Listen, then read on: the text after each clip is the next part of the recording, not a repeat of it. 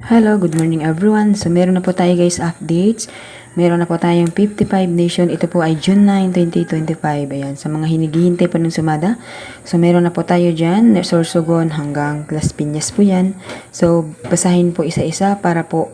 Minsan talaga guys naduduling lang tayo yung akala mo wala pero meron naman pala. No? So yan po ang ating so dito naman tayo sa STL ng Batangas. Ayan. Batangas, Estilo sa Laguna. So, meron po yan hanggang po yan ng Romblon. Okay, so dito po tayo sa pinakandulo. So, meron pa po dyan na naiiwanang lugar. So, yan po ay Paranaque, Taguig, at Albay. Ayan. Sa mga nais po guys, mag-PM po sa akin na magpapakode guys. Nahihirapan ako guys sagutin lahat isa-isa kasi po sobrang dami ninyo.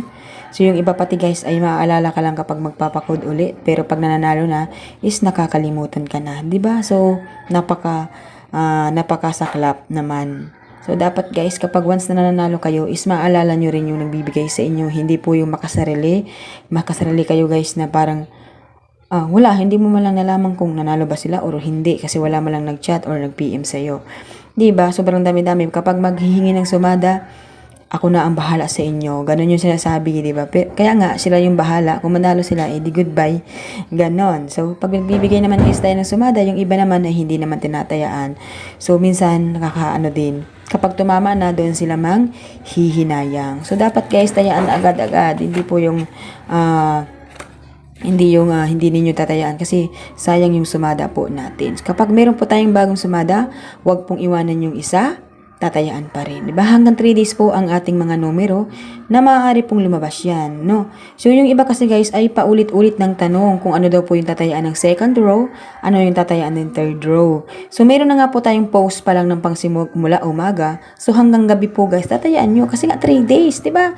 3 days yung tatayaan, hindi yung lumabas ng umaga porket lumabas na yung isa, magtatanong na agad na, ano po yung mamtatayaan ng pangalawa? Oh my God, hindi nyo ba nakita yung post? Hindi nyo ba nakita yung sinasabi ko? Hindi nyo ba naiintindihan? Na kung ano po yung nasa post, yun po yung tatayaan ninyo. Wag po kayong makulit at wag po kayong paulit-ulit. No, so, lagi ko po sa inyo pinapaliwanag na kung ano po yung naandyan, yun po yung tatayaan ninyo at aalagaan ninyo ng hanggang 3 days. Yung iba nga guys, ang nagbibigay ng code is hanggang 7 days, di ba? So ako po guys, minsan 2 days lang ay hindi na masakit at hindi na masama.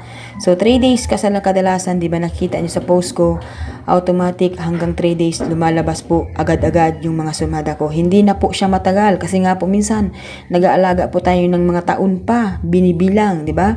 Kaya po, dapat hindi tamarin kapag po nagbibigay tayo ng sumada. Huwag pong tamarin na tayaan at alagaan. Okay? So, yun lang po ang ating pong ibibigay na payo sa inyo guys. Maraming salamat at good luck po sa inyong lahat.